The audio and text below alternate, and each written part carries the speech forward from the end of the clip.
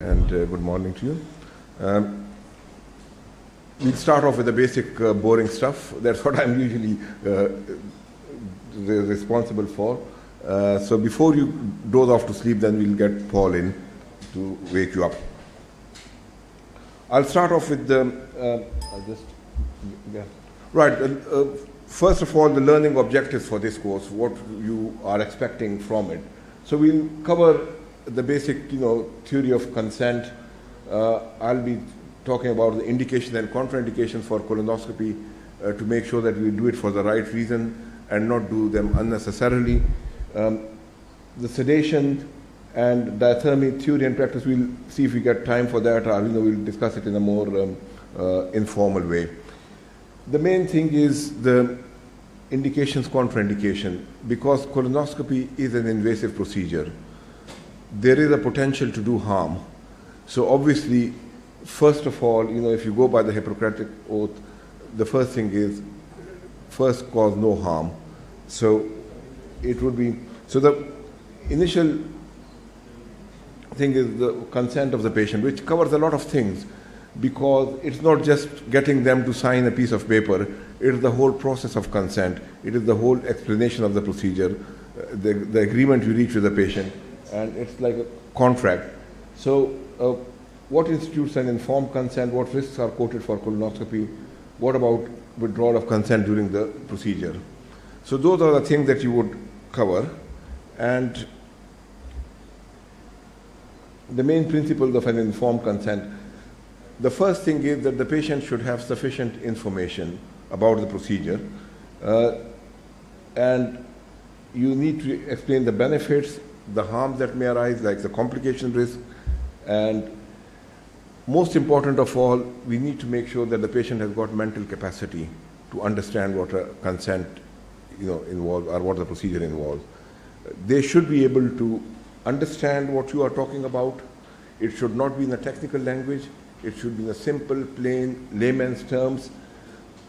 In addition to that, they should be able to retain that information, because when you go out of the room, come back to him, he should know what you had just spoken to him about, and he should be in a position to ask you questions. He should be able to weigh up the information and take an informed decision and communicate their wishes. They can, are given an opportunity to ask questions. So that means that the patient is competent to take that particular decision, not that somebody who's in a confused state and you just ask him to sign a paper, because that is a different scenario. If somebody is confused or not able to consent, then you can carry out the procedure on the basis of necessity. But if you are going to take a consent from him, that patient should have mental capacity to do that. Most important, the patient should not be under any form of stress or coercion. Coercion is force. They have the right to choose alternative procedures, or refuse treatment, or withdraw their consent at any time. Now, normally, it is our tradition not to do a consent in the endoscopy suite, because if you do that, it means that you are putting them under pressure. So a consent should be taken outside endoscopy suite. We've got specially designated consent rooms for it, where you can sit quietly with the patient in privacy, discuss the procedure, and ask them to sign their consent. They should be given the options of other procedures that are available, which can produce a similar diagnostic result. You can tell them the diagnostic accuracy of the alternative procedure, because like if you want to do a colonoscopy, the alternative for a colonoscopy would be a CT colonography. In the past, it used to be barium enema, which is still valid, but nowadays CT colonography has overtaken barium enema, so we don't do any barium enema in our hospital.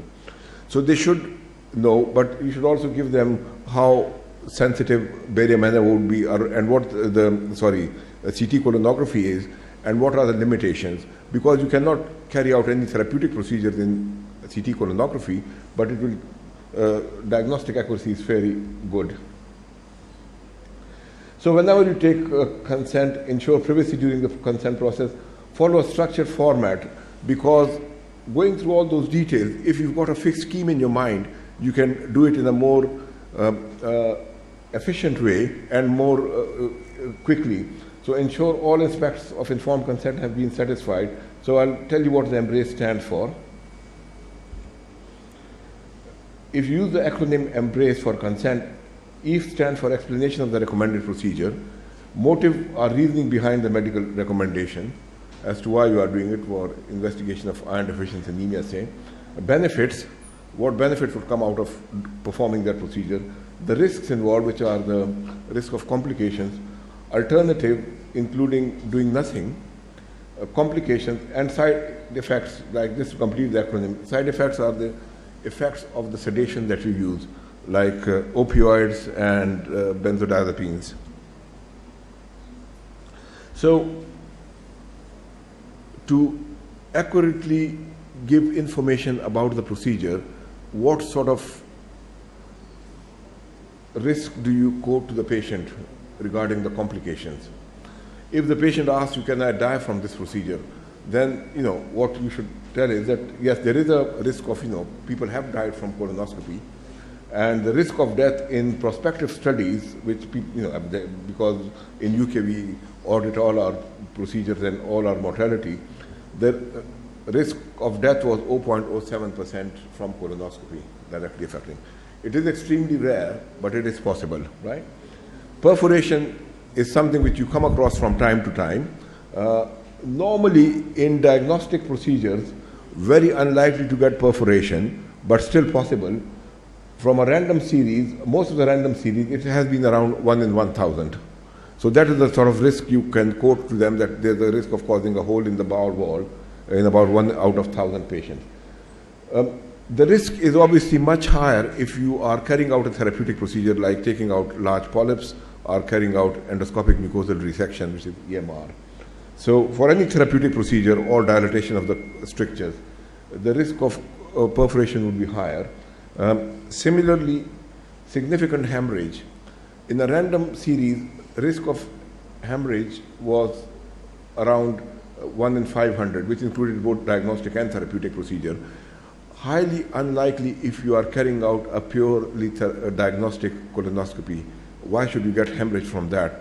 But if you are carrying out polypectomies and otherwise, so from a random series, it's about 1 in 500. But that risk obviously goes up if you are taking out a big, thick stalk polyp, because you are dealing with much bigger feeding vessels. Hemorrhage from a pinch biopsy, standard forceps biopsy, is negligible. Even if the patient is on therapeutic doses of warfarin or heparin, very little risk. So even if they are on anticoagulants, you can still take your diagnostic biopsies. With polypectomy, it's a high-risk procedure, so obviously you wouldn't do it if the patients are on anticoagulants. Aspirin, NSAIDs incur no increased risk of hemorrhage, but antiplatelet agent like clopidogrel is associated with significant hemorrhage and normally should be stopped if you are thinking of a therapeutic procedure. If you are carrying out a procedure and in the middle of the procedure your patient becomes very uncomfortable and tells you to stop, what do you do? That is withdrawal of consent. So they are entitled to refuse treatment even if it is in the best interest of the patient. So if they tell you, I do not want to go ahead with this procedure, you've got a situation of a withdrawal of consent. So what happens? If the patient is unsedated, terminate the procedure immediately and record the event in your notes. Because if you carry out the procedure in that situation, you are causing an assault legally. So you must stop, because that patient is fully awake, he's competent to make that decision. If he's sedated, you can give him benefit of the doubt. So in that case, you act in the patient's best interest. And what you could do is, if the patient becomes uncomfortable, you stop, pause the procedure, try to make him more comfortable, resolve any loops that are there, suck out the extra air which is causing him distension or discomfort, and try and, you can give him extra sedation if there is allowance for extra sedation, and try and proceed. If it still doesn't work and the patient is uncomfortable, then you must terminate the procedure. So just briefly about the consent process. Always read the patient's notes. Be familiar with the local consent form. Good idea to introduce yourself to the patient when you are about to start the procedure, that he knows who he's dealing with. Make sure that they understand what you are going to do, and always give them time for questions so that they satisfy themselves before they commit themselves. Don't forget to ensure privacy. Always do it in a private place, not in a public corridor. Do not use too much technical language, and make sure that you can complete the process in about 5 minutes. It shouldn't take hours to do that. Do not forget about drug allergies, because that can be important during the procedure. This is always very important. Situations that you should be doing colonoscopies. What are the indications? First and foremost, rectal bleeding. Bleeding from any orifice is not normal. Bleeding from rectum is not part of irritable bowel syndrome. So rectal bleeding must always be investigated, just like bleeding from any orifice would be. Iron deficiency anemia, again, very important indication, very strong indication for doing a OGD as well as colonoscopy, because the first manifestation of a colonic cancer might well be iron deficiency anemia. Suspicious appearances on barium enema or CT colonography. Again, if the patient opts to go for a CT colonography and they find a lesion, a polyp, a cancer, or any suspicious thing on the scan or barium enema, that must be followed up with a colonoscopy. So those are definite indications. Assessment of inflammatory bowel disease, assessment of Crohn's and colitis. There are 3 types of situations in which you would do a colonoscopy. Number 1, to assess the extent of the disease. Number 2, to assess the activity of the disease. And number 3, for surveillance purposes. Now, to make a diagnosis of ulcerative colitis as a first presentation, all you need to do is a rigid sigmoidoscopy or a flexible sigmoidoscopy, because as you all know, ulcerative colitis involves the rectum in 100% of the cases. So if the patient comes to you with a bloody diarrhea, is very unwell, is very sick, he is too unwell to undergo a colonoscopy, all you need to do is, in your clinic, do a rigid sigmoidoscopy to make a diagnosis and start treatment on intravenous steroids. You can later on determine the extent of the disease when the patient is more settled, because the treatment of acute severe colitis is not going to be much different, whether it is distal proctitis or pancolitis. The initial emergency treatment is going to be very much the same. So for initial assessment and diagnosis, you just need a flexible sigmoidoscopy or a rigid sigmoidoscopy, but then later on, to determine the extent of the disease, you need to do a colonoscopy. If the patient is getting flare-ups and you want to make sure that you want to change the treatment, whether start them on disease-modifying drugs, immunosuppressant like azathioprine, or biologics like infliximab, then you might want to determine the activity of the disease at the time or refer them for surgery. Surveillance, people who have had ulcerative colitis or Crohn's disease for over 10 years are at an increased risk of developing colon cancer. In that case, after 10 years of disease, they should have a colonoscopy once every 3 years. And after 20 years of the disease, they should have a colonoscopy once every 2 years, and similarly, because the risk increases with the time they've had it. Now, further indications for colonoscopy. Apart from inflammatory bowel disease, unexplained diarrhea or change of bowel habit to looser, more frequent stools lasting more than 6 weeks at any age. Somebody who presents with diarrhea, because most of your infective diarrheas would last not more than 1 to 2 weeks. Even if you don't give them antibiotics, infective diarrhea would settle on its own.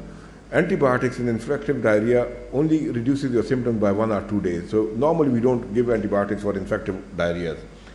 But somebody who's had diarrhea for over 6 weeks, there is something wrong there. So if there's any change in their bowel habits, and that lasts for 6 weeks, even a new onset of constipation should be investigated, not just diarrhea. So any change in bowel habits in anyone above 60 years of age is a definite indication for colonoscopy, even if it is not up to 6 weeks. Or if the patient is just above 40 years of age and they are associated with rectal bleeding. So any of those scenarios would be. Okay. Yeah. The 60 thing is really a way of controlling the demand. That's right. So we don't do it here. I mean, in my practice, if you have a change in bowel habit, We just do it here. That's true. Yes, yeah. I wouldn't wait for it. Especially because we have much younger patients with colorectal problems, serious problems, than the polyp sequence that we get in the cases. I think it is a question of your clinical judgment, because a lot of the patient, like say if you got a 20, 30-year-old who comes in with a bit of diarrhea or abdominal pain, most of our presumption is that it is due to irritable bowel syndrome. And we've got screening tests for it, like nowadays we use fecal calprotectin, which is an inflammatory marker in stool. And if normally we do fecal calprotectin and it is within normal limits, we presume that there is no inflammatory bowel activity there or cancer, and that is only for younger patients. For older patients, we all still investigate them. So yes, another important point, which Dr. Saad would always support me here, is abdominal pain is not an indication for colonoscopy. Abdominal pain alone. Abdominal pain alone is not an indication for colonoscopy, because the yield from that by a colonoscopy is very small. Zero.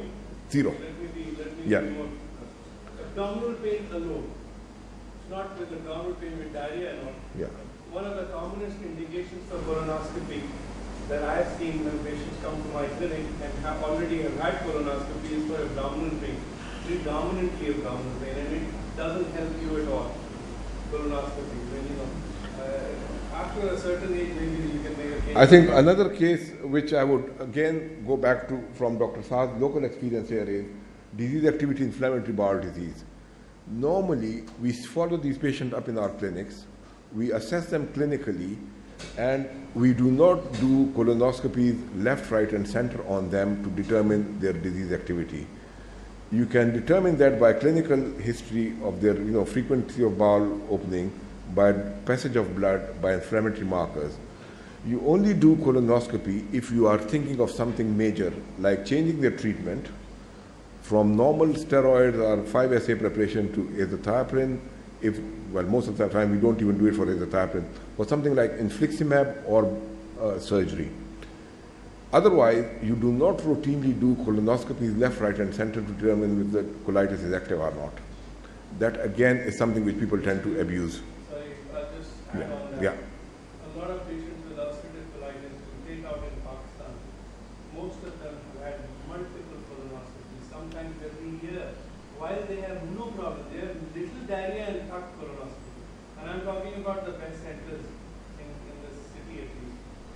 And that's the point of our is that ulcerative colitis you can manage clinically. I think, except for the surveillance, if you're really concerned, your patient is telling you that, he's got bad diarrhea, his inflammatory markers are good, you're not really convinced, you're not sure whether this is actually disease activity or not, living in a country where there's a lot of GI infections. I think then you can make a case of doing colonoscopy, because you want to see whether that disease is active or whether it is something else. And like Dr. Bakar said, if you want to up their treatment before you go on, and if you're not sure, obviously if the patient comes back with bloody diarrhea and it's a clear relapse, why do you want to put a scope again? It is going to be colitis, it's going to be nothing else. I think that's the point. You can do plenty of colonoscopies in everybody who walks in your clinic. That's what's the practice in this country. I'm afraid this is what happens. Anybody who walks in your clinic with abdominal pain or diarrhea or change in bowel habits, IBS, classical IBS, they have three colonoscopies before they come and see me because they're not getting better. I think that's the point we are making. That's right, exactly. That's the point of bringing this. All of you are seniors. You know what the indications and contraindications, etc. are. But the point of bringing this is like, stop. look back and see is this the practice and then question. So for ulcerative colitis, there is a full of criteria, right? Yeah. This is the severity, then you can go for colonoscopy. You actually, I don't even bother with the rule of criteria. The patient comes and tells you I've got problem. He'll come and tell you after he's got diarrhea and he's got blood in his stool after being well for 6 months on 5-ASA, and you gave steroids, again relapsed, and then after a few months again relapsed. What else is it going to be?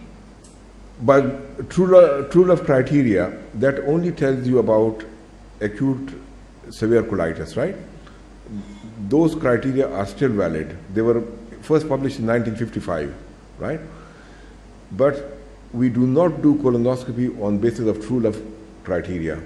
True love criteria is an indication for medical admission, because when they've got all the criteria that satisfy acute severe colitis, those patients should be admitted to a gastroenterology or medical ward and started on intravenous steroids. They do not require colonoscopy. In fact, at that stage, I'll tell you, colonoscopy is contraindicated because the colon is severely inflamed, it is friable, and you can perforate it or cause toxic dilatation. In case of severe case, it is mild and moderate. No, even in any acute severe colitis, you do not do a colonoscopy, full stop.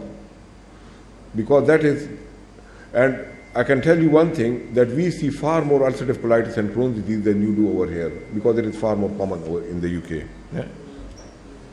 Right, sorry, I beg your pardon. Screening purposes, indication of colonoscopy for screening purposes. In certain countries like UK and most of the West, there is National Bowel Cancer Screening Program, which case, depending on your resources, you start screening your population if they reach a certain age, like 50, 60, 65.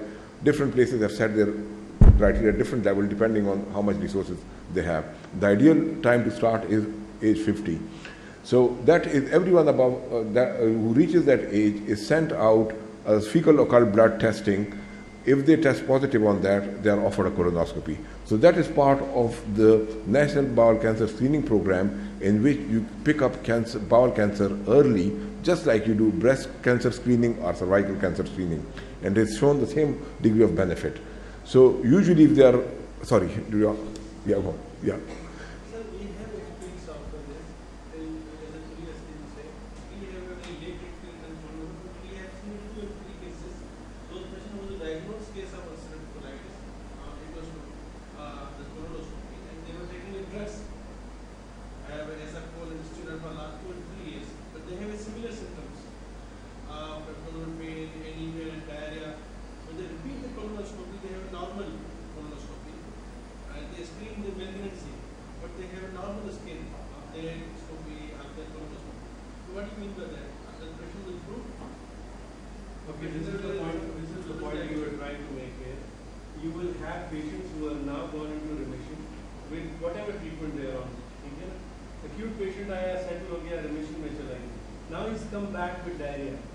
Okay, and when you look at the diarrhea, it's different. You're not sure. And the inflammatory markers that we have here, let's say CRP, ESR, platelet count, all are normal. And the patient otherwise is okay. You are not sure whether this is a flare-up or this is not a flare-up. You put a scope in and you find a normal colon or almost normal, there is no flare-up. Then the diarrhea is for some other reason. It's not cancer only comes into equation in pancreatitis after 10 years. Okay, so you have to wait for 10 years before you start doing it, right? But that does not present with diarrhea. So the symptoms are the same. Symptoms are because of some other reason. That's what I'm saying. Yes. So if you're not sure, then you do a colon. Colon is normal or does not show any significant colitis. Then you know there is something else that's called. So you start looking at If other the reasons, patient whether has- it's infective, whether it's something else in the labs, or I'll tell you very, yeah, sorry. If you are suspecting flare-up, all you need to do is a rigid or a flexible sigmoidoscopy. That's all. Because ulcerative colitis involves rectum in 100% of the cases. So if this flare-up, it would, unless the only scenario where it would be normal rectum would be if you are using local treatment like coliform enemas or pathology. Right? But that's not all. Usually, it can be due to other causes. The most common investigation I do on these patients is a plain abdominal X-ray, because a lot of these patients get bunged up. They get severe constipation for one reason or another. And a lot of patients who come to my clinic with diarrhea, first thing I do is abdominal X-ray. And you'll be surprised to see how many of these patients are all bunged up. Their colon is loaded with feces, and they get what we call spurious overflow diarrhea. So the treatment for that is give them a good dose of movie prep, or clean prep, and the diarrhea disappears. So always, if diarrhea is not always due to flare up of the condition. Sorry, yeah, go on. That is the case of ulcerative colitis, right? Who has come with the diarrheal symptoms. The first thing we never go for colonoscopy. The first thing we go for stool examination. They have superadded infection. Yeah. So first thing we should go for stool examination. And most of the time we find some superadded infection. That is, like with all certain things, there is a certain protocol for it. So whenever we have a flare-up, we always do stool examination for microbiology, including Clostridium difficile toxin. We always do fecal colprotectin, which is the inflammatory marker for stool, and we always do a abdominal X-ray for this purpose. So you should, if you follow a certain system, then you can't go wrong. But I have to agree with you. In our setup, if you do a stool examination as a first line, when somebody comes with a flare-up and you're not sure, most of the time it's a flare-up. Most of the time the labs don't help you quite often, and clinically that the patient comes and tells you. It's very obvious that they've got bloody diarrhea. It's the same thing, urgency, tiredness, all those things come along with it. So doing a stool test is a very sensible thing first time because it's cheap, it's effective, and if you don't get anything in there, then you can move on and treat. The point we're trying to make here is that in every flare-up you don't need to put a scope in it. That's the point we're making. I'm not saying you can't do it, and you should never do it. That's not what we are saying. We're saying that it should not be done as a routine. Here in Pakistan, a lot of people just do colitis as a routine, even before they've got to 10 years. That's the point we're trying to make. And I've noticed that sometimes the histopathology suggests that non-specific colitis. Yes, that's a true diagnosis. That keep on repeating colon. No, it doesn't mean that. No, you do get situations where you might not have classical changes of ulcerative colitis. Like you wouldn't have crypt abscesses, you wouldn't have, the mucus cell depletion. So in those cases, and you might not have granulomata in Crohn's disease. So in that case, they would put in non-specific colitis, which is fine. You keep an open mind about it. It doesn't mean that you keep on repeating them. No, but he's talking about a different scenario. Achha. This is the Pakistani scenario. Achha, sorry. You go in and you take biopsies, most of the pathologists are going to come back saying non-specific. Even if it's mild, it's nothing. Right. You just go and do a rectal biopsy with nothing on it. Quite often it will come back mild, non-specific, inflammatory changes. You ignore it. Yeah. Right, okay, fine. Right, surveillance, part of surveillance. Somebody who's had previous polyps removed or previous cancer removed, they need to be under surveillance, and there are certain protocols for it. If the polyp is sub-centimeter, less than 1 centimeter, then you do not need to repeat a colonoscopy, or some people would do it in 5 years. If they are more than 2 to 3 polyps and one of them is above 1 centimeter, then you do it in 3 years. If the polyps are big, show dysplastic changes, and they are more than 2 centimeters, then you would do it in 1 year. Or if there is high-grade dysplasia, you would do it in 3 to 6 months. So depending on the situation of the polyp, you would repeat it. In inflammatory bowel disease, surveillance is done, as I mentioned earlier, after 10 years of the disease, you do it once every 3 years. In case the patient has got primary sclerosing cholangitis, you would do it on a yearly basis. If the patient has got acromegaly, you do colonoscopy every year. If they've had a ureterosigmoidostomy, then you do it on an annual basis. So different criteria for different conditions. But we'll have to ask who got the complications and their management. Right. And a couple of things we'll cover during the next. Okay, fine. So that we can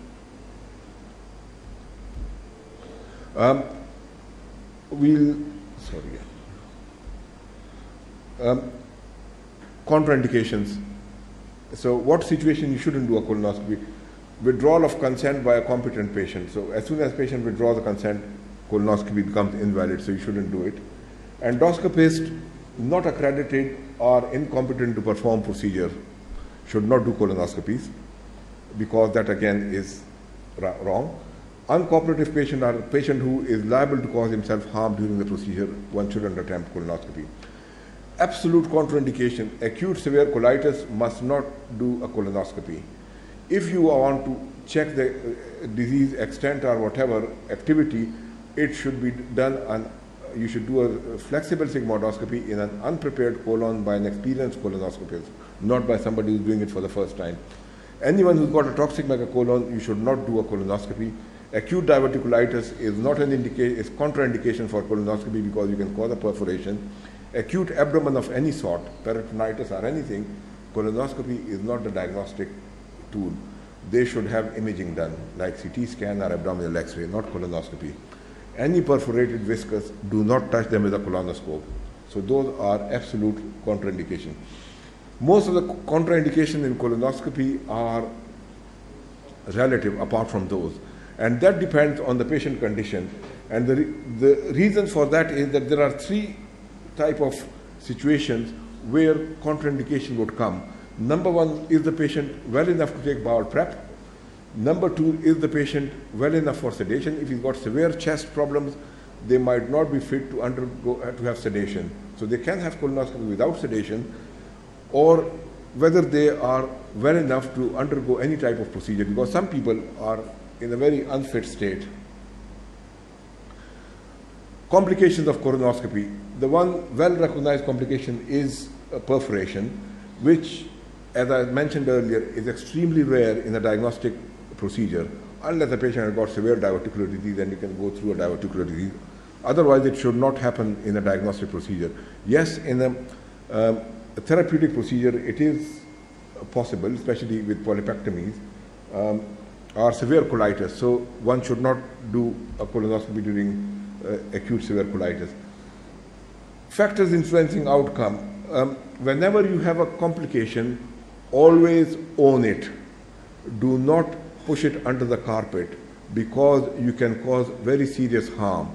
If you feel that you've caused a perforation, if the patient is complaining of excessive abdominal pain out of proportion to, in that case, you should suspect perforation, do an abdominal X-ray or CT scan, and keep the patient in or under observation. Because if you send that patient home, he might die from it. If you try to look for a complication and treat it, there's nothing wrong with it. A complication has occurred, but if you manage it properly, you are legally covered. But, legally and morally, it is wrong to send a patient home or try to cover it up. So always, because that would increase its mortality or morbidity. If the treatment is delayed, if the recognition is delayed, that would cause problem, or if the bowel prep has been wrong. So always own it. Usually, bleeding again occurs after therapeutic procedures.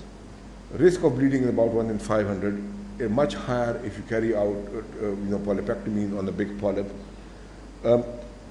You can get immediate bleeding after a polypectomy or any therapeutic procedure, which you can see there, and you can treat as well. They are easily managed. The problem is, sometimes you carry out a procedure, the patient is well, he goes home, after a week to 10 days, they are brought back in with a massive bleed. It's a well-recognized condition. Due to clot retraction or resolution, they can bleed again. So be prepared for that, and warn the patient as well about the prospect of a delayed bleeding.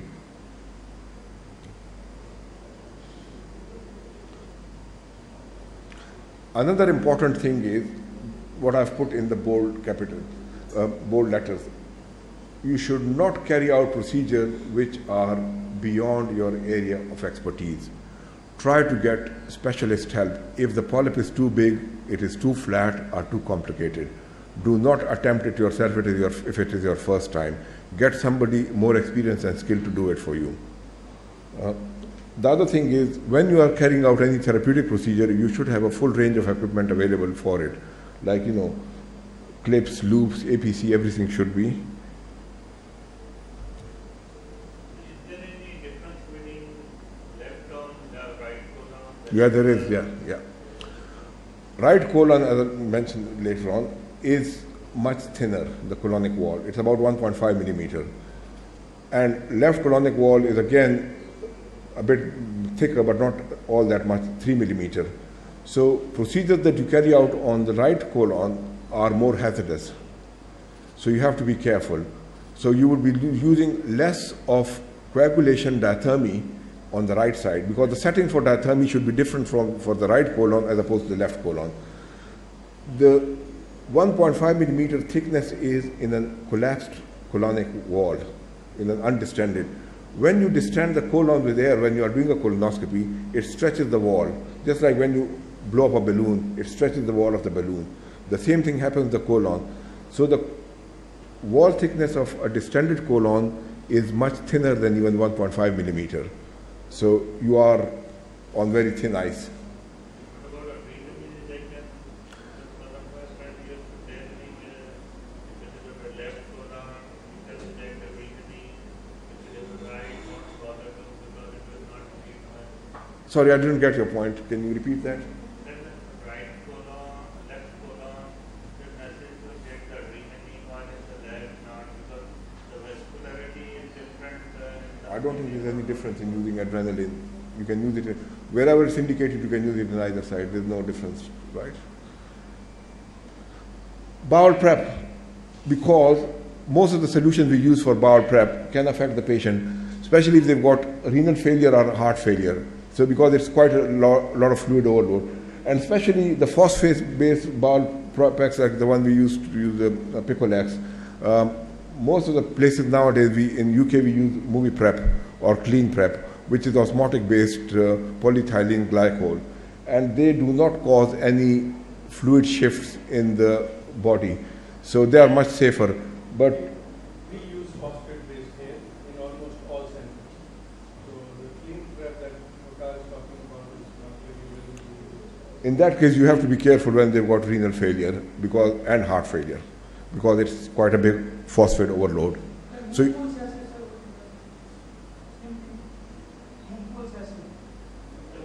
sachet. They're just for constipation. Movical sachet is not the same thing. It's not. That's movie prep is industrial dose of Movicol. It's about 20 sachets of Movicol in one. The one you are talking about, the one the almond, they're all phosphate-based. Fleet or Picolex or, Yeah. yes. So usually if you are using the phosphate base, then you need to assess them, or if they've got renal failure, get advice from your nephrologist. Right. Even in the best hands, there is a risk of missing pathology or polyps, and in a random series, it's about 5 to even 20%. Nowadays, we assess a colonoscopist's skills by their cecal intubation rate and their adenoma detection rate. Somebody like Paul would have an adenoma detection rate of about 50%, which means in every other colonoscopy you'd find a polyp. Whereas an average colonoscopist would have an adenoma detection rate of about 10 to 20%. So there's quite a big difference. So it depends on how meticulous your clinical examination, your endoscopic examination is. If you are very meticulous, you look at every corner, cranny, fold, you will be picking up polyps, no matter how small they are. If you are rushing in your withdrawal technique, you'll be missing a lot of those. So there is a possibility of missing pathology there. This should be mentioned in the consent process as well. And the important thing is the patient should be told that even after a normal colonoscopy, if they are getting problem with rectal bleeding or other change in their bowel habits, they should have a further investigation, like repeat colonoscopy.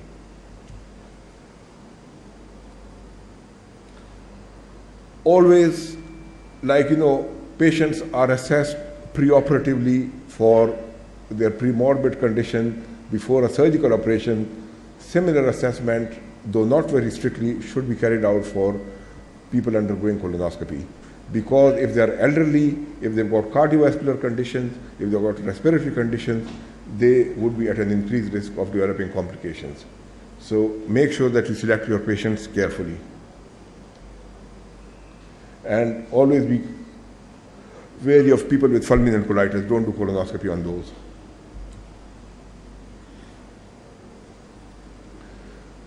People who have had previous abdominal pelvic malignancy or surgery, especially women who have undergone hysterectomies, are difficult.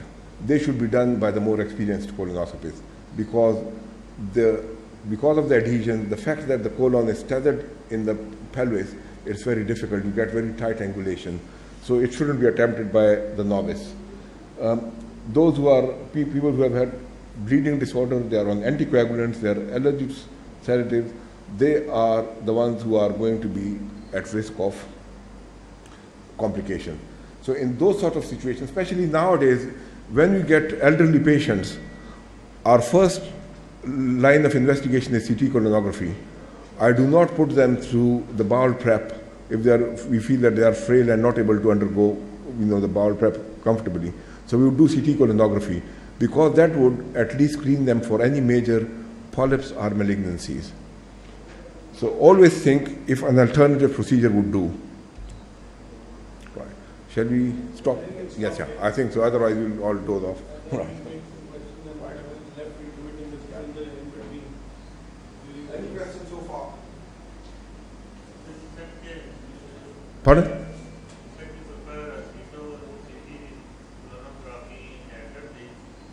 Yes, sir. I've got 90-year-old patients who look much younger than 70.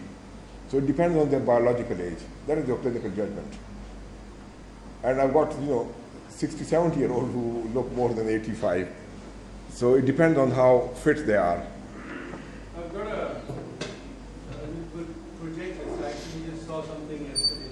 Yes, sir. Before a patient came to my clinic. Like about percent or risk. This is written at 5% chance of colonic perforation due to polypectomy. 5%. What do you think? Is it high or low? What's it upon the size?